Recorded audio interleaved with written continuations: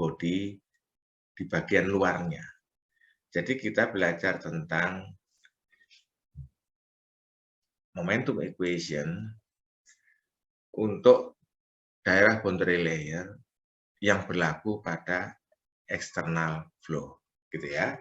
Oleh karena itu judulnya kita buat sendiri agar memaknai isinya adalah persamaan momentum untuk aliran di dalam boundary layer yang berlaku untuk external flow. Tentu saja itu bisa digambarkan dengan misalnya aliran melintasi pelat datar tunggal, tidak ada pasangannya. Yang ada pasangannya satu di atas, satu di bawah.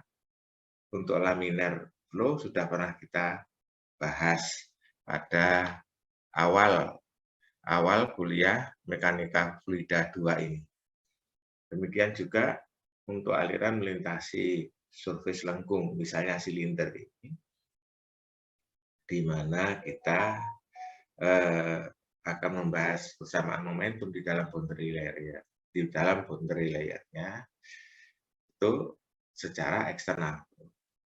Nah, apakah yang ingin kita capai goal dari materi ini adalah mengevaluasi wall shear stress. Jadi distribusi wall shear stress berarti dia ada di dinding, ya. Shear stress yang ada di dinding yang akan kita evaluasi ya, sepanjang X dia terdistribusi sebagai fungsi X. Kalau kita integralkan fungsi shear stress di sepanjang dinding itu, kita akan dapatkan skin friction drag atau gaya drag adalah gaya hambatan aerodinamik yang diakibatkan oleh friksi, gitu ya. Tidak membahas hingga terjadinya separasi aliran.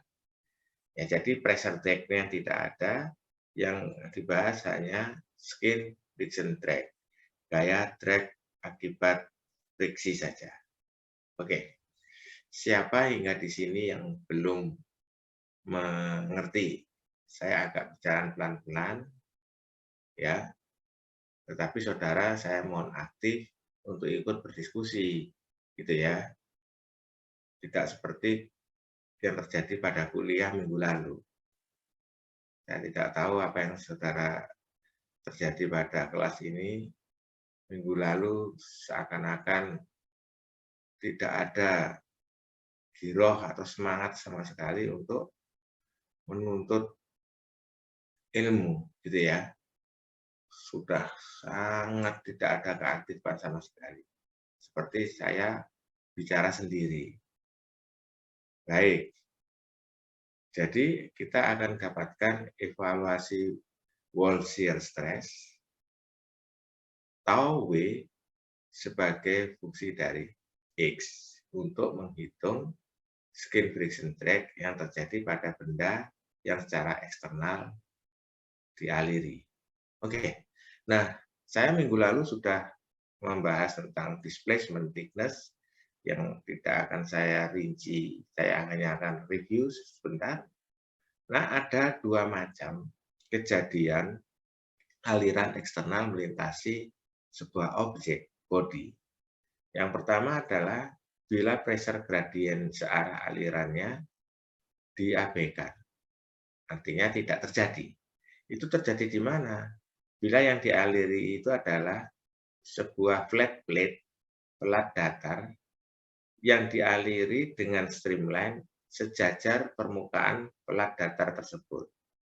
Gambar ini mengilustrasikan adanya aliran melintasi surface dari pelat datar. Oke. Di sini kita definisikan sumbu X dan sumbu Y. Oke. Terbentuk viscous zona atau yang disebut zona viscous boundary layer. Garis titik-titik ini adalah sisi boundary layer-nya, ya.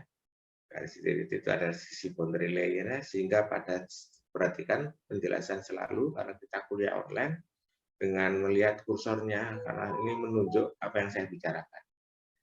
Terbentuk dari sisi awal sebuah viskus, daerah viskus, ya. Lalu pada jarak tertentu, kemudian dia ke atas terbebas dari pengaruh friksi atau viskus effect.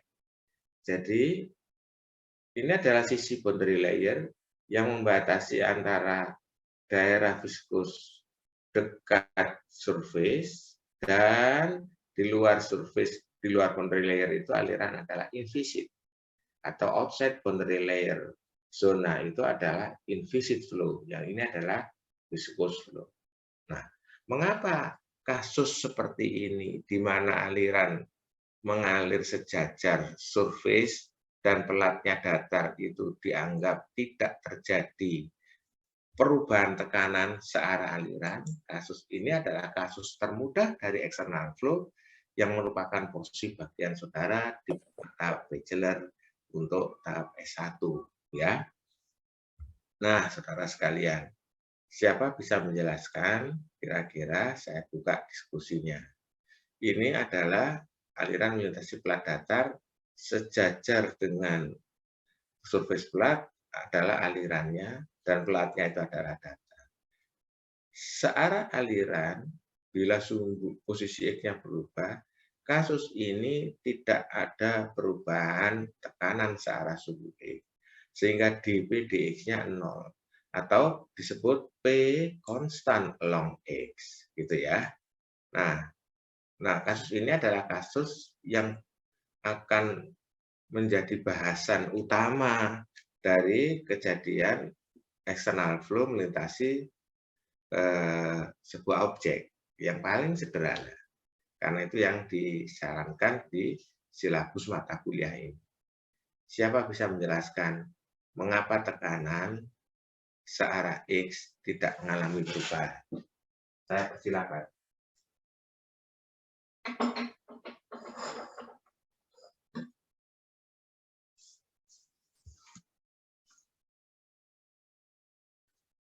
Silakan Wilstan. Ya, silakan Wilstan.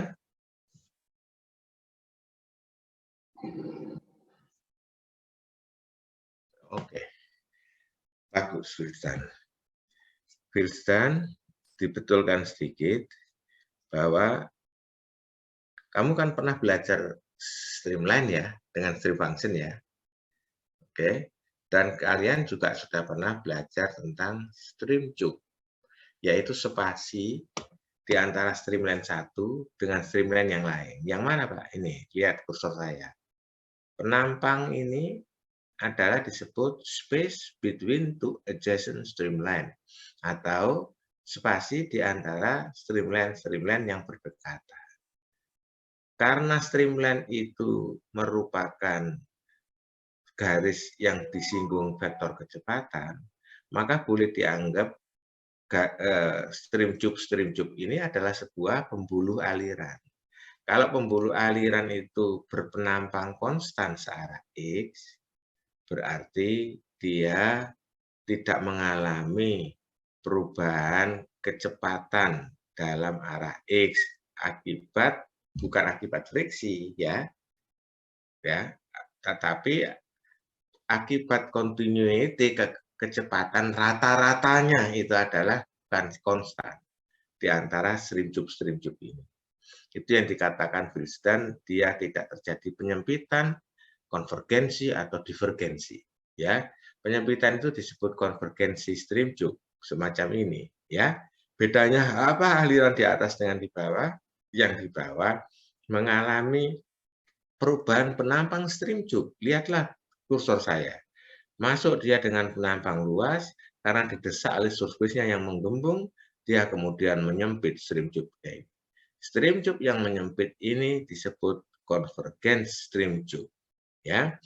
Kemudian setelah mencapai penyempitan maksimum, ya, paling terdesak dia, lah, surface-nya kemudian malah meninggalkan aliran.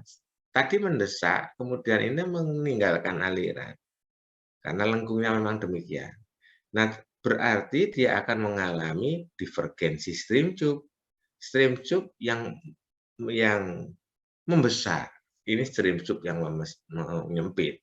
Berdasarkan continuity equation, aliran di dalam stream tube di antara dua spasi, di dalam spasi ini, dan kalau stream tube-nya menyempit, pasti kecepatannya terakselerasi. Ya, Bernoulli mengatur bahwa kalau kecepatannya terakselerasi akibat kontinuitas, Bernoulli mengatakan tekanannya akan turun, kecepatannya naik, tekanannya turun. Itulah yang disebut daerah flow accelerated. Flow accelerated itu disebut daerah yang disukai aliran, yaitu favorable pressure gradient. The flow with favorable pressure gradient. Favorable itu dpdx-nya sama dengan 0. Kenapa dia disukai aliran? Sebab searah dengan bertambahnya X, ini X, bertambahnya X, ya, aliran itu mengalami sebuah hambatan yang menjadi lebih ringan. Tekanannya turun, tidak ada yang membalikkan, menahan, gitu ya. Sehingga konvergensi stream tube menyebabkan flow accelerated, menyebabkan reduksi dari pressure, maka disebut dpdx negatif. Sebaliknya di daerah divergensi stream tube, orang akan mengalami flow decelerated, dpdx-nya positif, dan aliran tidak suka menghadapi situasi seperti ini. Karena dia akan mendapatkan back pressure. Mengapa back pressure? Searah alirannya diperlambat, kecepatannya turun, Bernoulli mengatur tekanannya harus naik. Maka aliran itu seperti mendapatkan desaan dari belakang ke arah depan. Dari downstream ke arah upstream. Itulah yang dikatakan di definisi-definisi terjadinya adverse pressure gradient. Yang di depan disebut favorable pressure gradient, yang ini disebut adverse pressure gradient. Ya, tekanan menjadi lebih besar searah aliran. Bila dia terlalu lengkung, maka pada saat setelah puncak penyempitan ini, dia akan mengalami separasi aliran.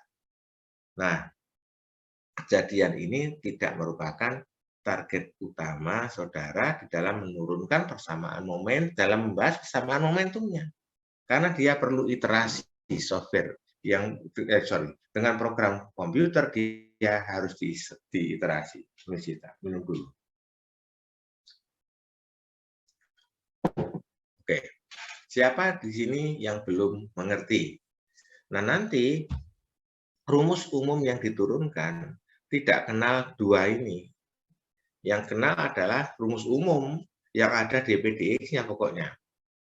Kalau ada dpdx-nya berarti dia akan direduksi nanti. Dari dpdx-nya dianggap 0, jadilah kasus 1. Tapi rumusnya diturunkan secara umum untuk yang ada dpdx-nya. Ya, kalau dia dpdx-nya dianggap 0, maka terjadi kasus 1. Itu yang saya maksudkan. Yaitu penyederhanaan masalah untuk aliran melintasi flat plate.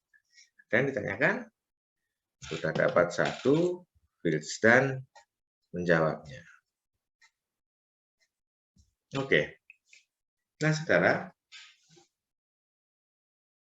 bolehkah saya lanjut? Ya, Bu. Oke. Adalah materi. Jadi gini, sebelum kita turunkan persamaan momentumnya, ada beberapa pengertian yang ingin ditanamkan kepada yang akan belajar. Satu, tentang pengertian pressure gradient searah aliran. Oke, ada yang 0, ada yang negatif, ada yang positif. Oke, ya. Dan menerangkan tujuan kuliah ini untuk apa. Oke, yang nomor 2, saudara sudah kenal kan ini? Apa yang disebut boundary layer? Oh ya, sebelum saya lanjut, saya ingin bertanya lagi. Kalau gambar saya yang ada di screen ini kita bahas, Siapa bisa menjelaskan mengapa sisi boundary layer itu bukan streamline?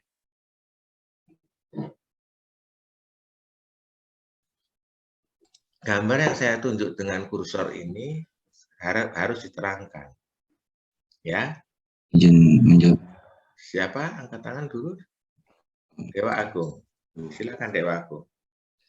Tadi kan pertanyaannya kenapa sisi boundary layer itu bukan termasuk streamline gitu, Pak ya? Bukan streamline. Dia bukan streamline. Ya.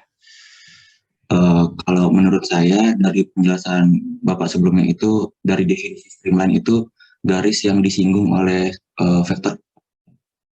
Tapi melihat sisi boundary layer ini enggak disinggung oleh vektor memotong. Oke. Bagus. Bagus Dewa Agung. Kita sudah melihat dua garis yang betul-betul berbeda. Bahkan dua garis ini berpotongan. Berarti dua garis ini berbeda, gitu kan artinya. Yang satu disinggung vektor kecepatan secara tangensial, yang satunya dipotong vektor kecepatan secara tangensial. Berarti sisi boundary layer ini sama sekali tidak bisa disebut sebagai streamline. Ini enak gambarnya seperti itu. Coba kalau yang ini, yang di silinder ini. Mahasiswa seringkali di pelajaran di transfer terutama sulit membedakan.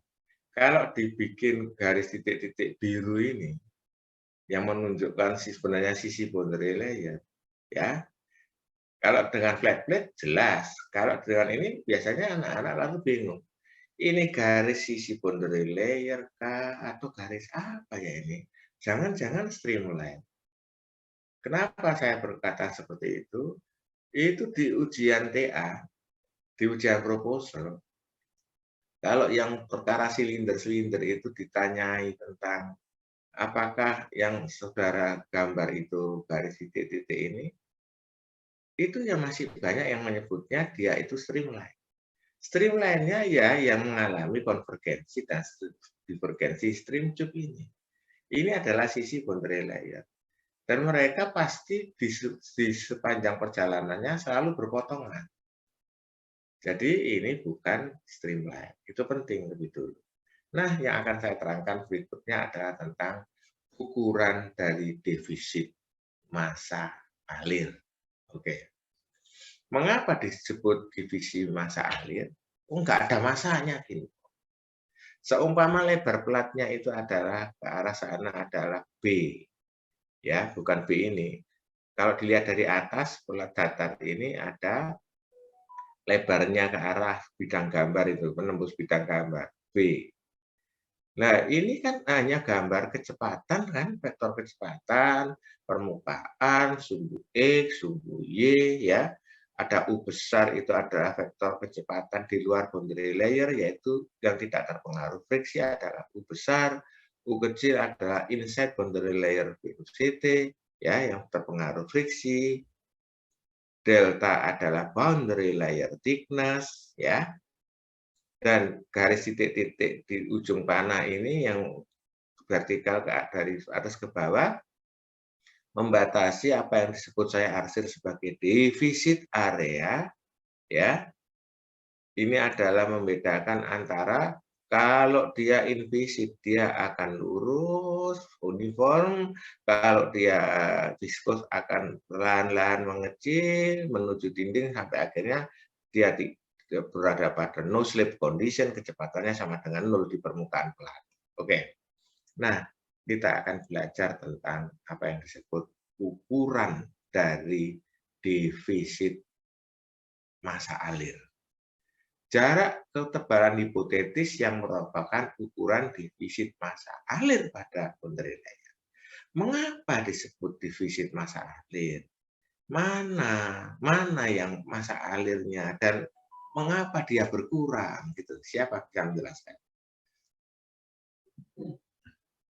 Hari ini materi ini satu set sudah saya kirim ke Mas Winandra.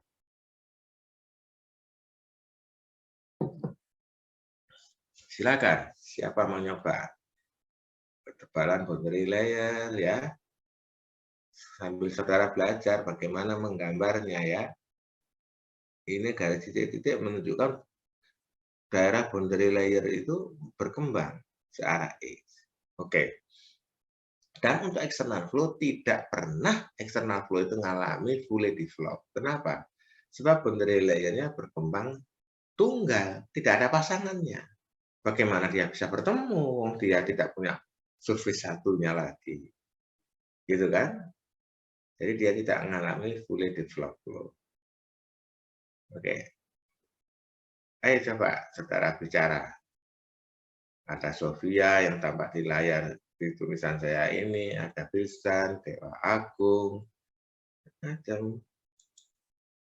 Ilyas, Rizky Nur Effendi, Ardinova, Bernard Alexander, Eka Maya, Dion, Hervina, yang harus aktif. Seaktif anak-anak dulu yang disebut Sarekat Merah Rakyat Mesin, gitu ya, SMRM, gitu ya. Itu brave itu, berani-berani, aktif. Gitu loh, gimana? Mengapa kita hari ini bicara akan ada defisit massa alir? Ya, kemudian ada defisit, ukuran defisit momentum. Jangan-jangan saudara tidak kenal bahasa defisit. Apa sih defisit itu? Ukuran. Kalau bukan. Zikra, apa? Zikra, apa? Defisit itu. Defisit itu pengurangan, Pak. Jadi kenapa massa alirnya itu berkurang? Kan pada area bawah itu kecepatannya, pada di bawah boundary layer itu kecepatannya lebih lambat dibandingkan pada di atas boundary layer. Akibatnya karena kecepatan berkurang, kita kalikan dengan luas penampang, maka ujung-ujungnya debitnya akan berkurang. Dan debit kita kalikan dengan densitas akan menghasilkan massa alir. Bagus, Zikra. Itu sekolah itu kayak gitu. Kamu dari Pulau Garam, anak Madura kah, saudara? Bukan, Pak. Loh, itu nasimu kayak orang Madura. Kamu dari mana? Dari Padang, Pak. Dari Padang? Iya. Oke. Ya, baik. Bagus sekali sih, Bro. Jadi asalnya itu karena pengaruh shear stress, di daerah viskus ini terjadi pengurangan kecepatan. Nah, nampak kan dari yang saya arsir itu, seandainya dia tidak viskus, kan dari atas ke bawah dia akan lurus saja. Bahwa dia uniform, karena flat plate ini. Oke, berarti antara yang teoritis dibanding kenyataannya, mana selisihnya? Ya yang diarsir ini. Kalau saya sebut, apa itu? Area apa? Ya area defisit. Yang tampak ini adalah area defisit apa? Area defisit kecepatan. Gitu kan? Kata Zikro, kalau saya kalikan luas penampang, akan terjadi defisit debit atau defisit laju volume aliran gitu ya. Aliran volumetris. Kalau dikalikan density, akan terjadi defisit laju massa alir. Bagus. Jadi, kalau disebut delta ini adalah boundary layer thickness, maka ukuran defisit massa alir disebut adalah displacement thickness. Delta boundary layer thickness ini adalah displacement thickness. Oke. Dan orang-orang yang profesional selalu punya istilah-istilah yang sangat eksklusif, yang tidak bisa dimengerti dengan orang-orang awam, gitu ya. Nah, sekarang gambarkan yang mana yang disebut defisit, ukuran defisit massa alir. Ini delta star, gambar kanannya. Kok begitu? Nah, diskusinya gini, biarkanlah Anda menarik dari atas ke bawah uniform sampai pelan. Sampai akhirnya saudara pikir sendiri. Betulkah segitu? Pasti tidak lah, karena ada yang hilang kecepatannya. Nah, ukuran itu lalu saudara kumpulkan secara integral, gitu ya. Seandainya saya itu harus benar bahwa ada defisit, maka saya kosongkan daerah bawah itu sejauh delta star atau disebut sejauh displacement thickness. Ya, tebal pendesaan gitu ya. Tebal pergeseran. Kenapa harus digeser? Karena dia ingin menunjukkan jumlah massa alir yang terkurangi atau terdefisitkan. Gitu ya. Maka setelah mengerti ini, saudara menjadi mudah. Mudah apa? Mudah di dalam menentukan berapa besarnya delta star. Nah, kemarin sudah saya terangkan nih, atau bahwa m dot itu ya secara teoritis akan dikatakan integral dari 0 sampai tak berhingga rho U kecil BDY. Ya kan? Itu yang di dalam ini, di dalam aliran ini, 0 sampai tak berhingga rho U BDY.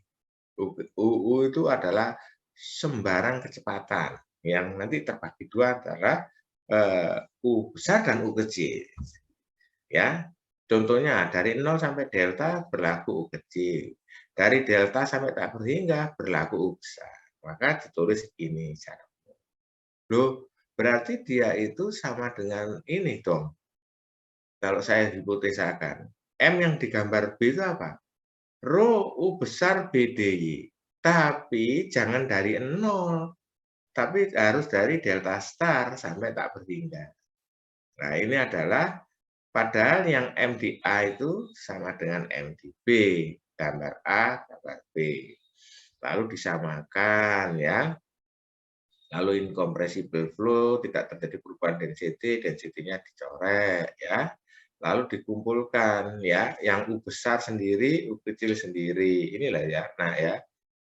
A sama dengan M dot B, incompressible dicoret ya. Lalu apa? 0 sampai tak berhingga, apakah definisinya ya, maka yang ini U, B-nya juga dicoret, 0 sampai tak berhingga, maka ini adalah U DY dikurangi U DY. Yang ini delta star sampai tak berhingga kan gini. 0 sampai tak berhingga U DY dikurangi 0 sampai delta star U DY kan sama dengan ini kan. Karena 0 sampai tak berhingga adalah dikurangi 0 sampai delta star ya sama dengan delta star sampai tak berhingga. Oke. Lanjut ya. Oke, lalu terus dinyatakan di dalam persamaan itu sebuah pengkondisian formula ya. Terus 0 sampai delta star UDY ya.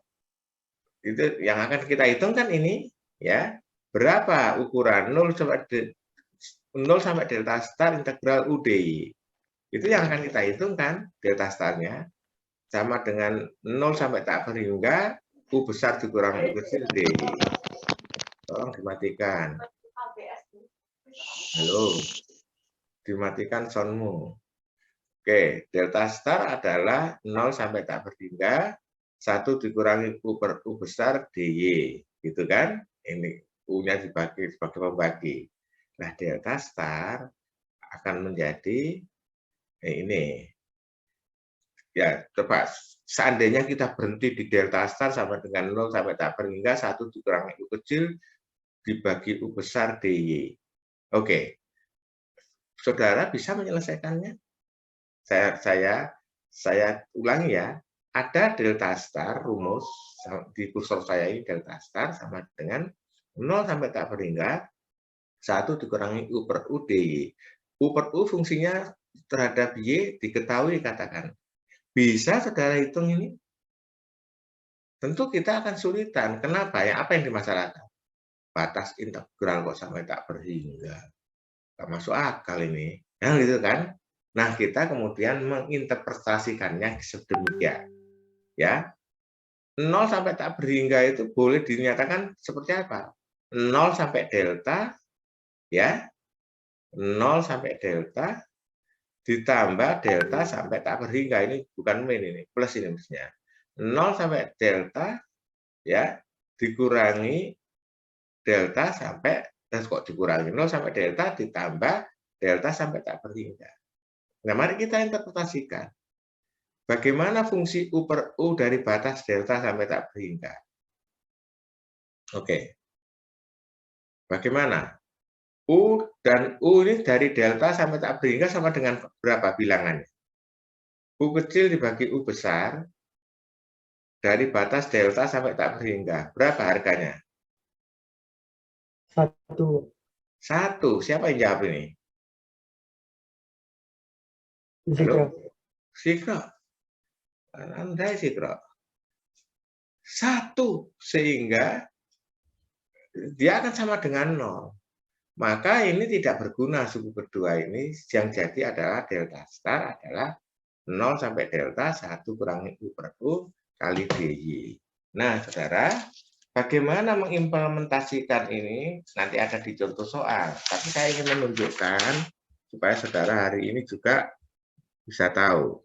Misalnya saya ketahui U kecil dibagi U besar, persamaan turbulen boundary layer ya ini ya. Y dibagi delta pangkat 1/7. Ini misalnya, lihat. Ini fungsinya.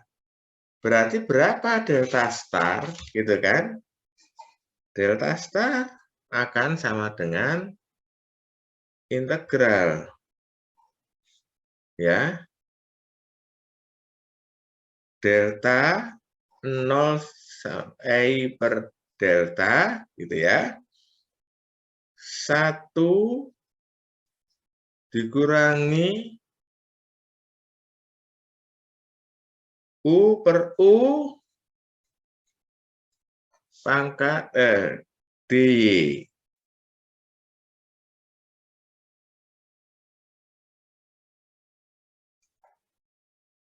Ini kan. Rumus itu saya nyatakan delta star adalah delta dari batas 0 sampai Y per delta sama dengan 1, kan gitu kan? Coba ini. Kamu tahu Y per delta sama dengan 1 itu di mana? Halo? Di dalam boundary layer Y per delta 1 itu titik mana?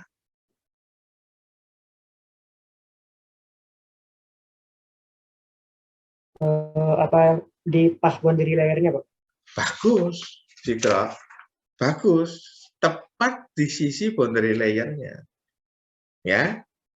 Itu sehingga akan menjadi delta star itu adalah delta kali integral 0 sampai 1 dikurangi Y per delta pangkat 1/7, oke, DY per delta. Ini loh implementasinya, supaya saudara tidak bingung.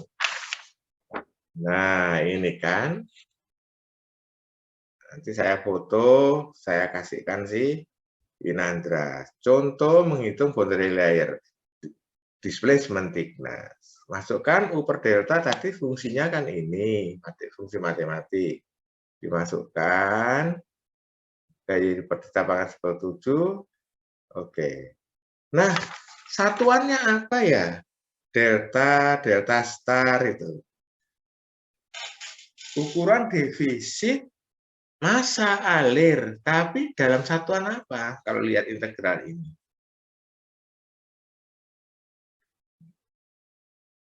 Ayo. Satuan panjang, Pak. Bagus. Siapa ngomong? Dewa Agung. Rizal, Pak. Siapa namanya? Rizal Haidar Pak. Maaf tadi belum review. Oh iya.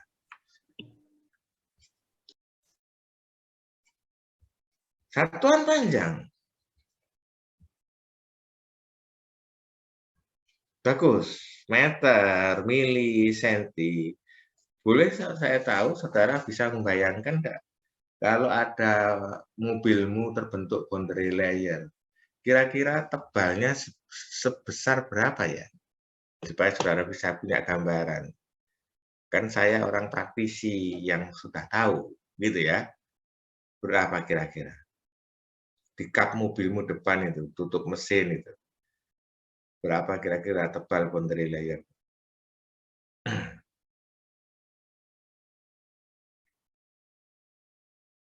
Halo?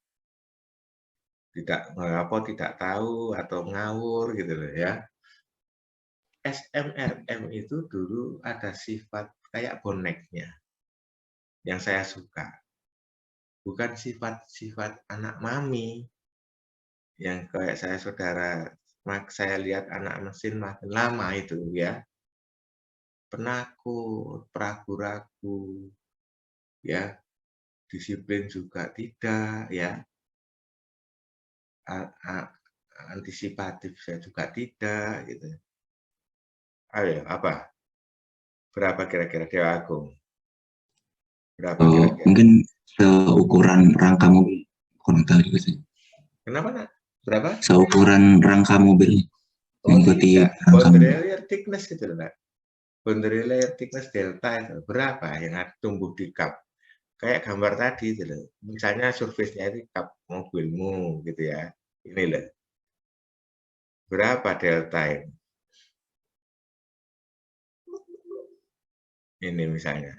Delta ini berapa? Itu milimeter, nah. 3 mili, 7 mili. Lu kok besar ini, Pak? Sebab kalau saya gambar kecil, kamu nggak bisa melihatnya, gitu loh. Nah. Tahu ya? Bukan seperti ini.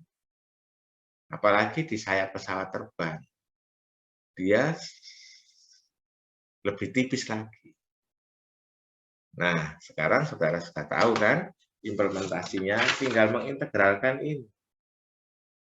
Nah, kalau tadi dikatakan oleh si Sikro, Bilstan, tentang Bilstan ya, yang bicara tentang ini mengapa disebut defisit massa alir, bagaimana menentukan momentum thickness, ini cara berpikir yang cepat tanpa rumus matematik yang luar biasa sulit. Viscous effect, ya saya gambarkan, menimbulkan velocity deficit. Itu menimbulkan mass deficit, data start ukurannya dalam milimeter. Lalu dia bisa menimbulkan momentum defisit. Bagaimana berpikir mass deficit jadi momentum defisit? Dua-duanya ini, kalau ada velocity deficit dan massa defisit, bukankah kecepatan kali massa itu momentum? Maka terjadi momentum defisit yang dinyatakan dalam momentum thickness, disebut theta ini. Ya, ketebalan hipotetis defisit momentum dalam boundary layer. Nah, bagaimana cara merumuskannya? Yaitu dengan cara interpretasi semacam ini.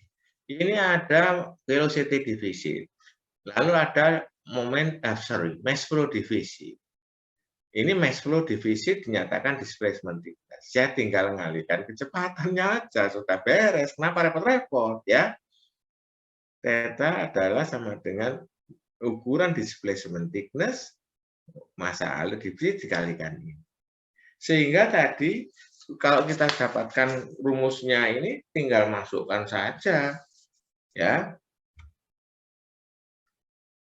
Berapa ukuran momentum thickness? Ya, saya tuliskan di situ ya. Delta kalikan integral 0 sampai 1. U per U berarti apa? U per U sama dengan Y per delta kan? Pangkat 1/7. Misalnya fungsinya itu. Dikalikan 1 dikurangi Y per delta pangkat 1/7. D Y per delta. Ini nanti saya foto untuk saudara bisa mendapat gambaran, sebab pasti disuruh ngitung ini. Sebuah boundary layer punya fungsi matematik kecepatan. Misalnya fungsinya ini.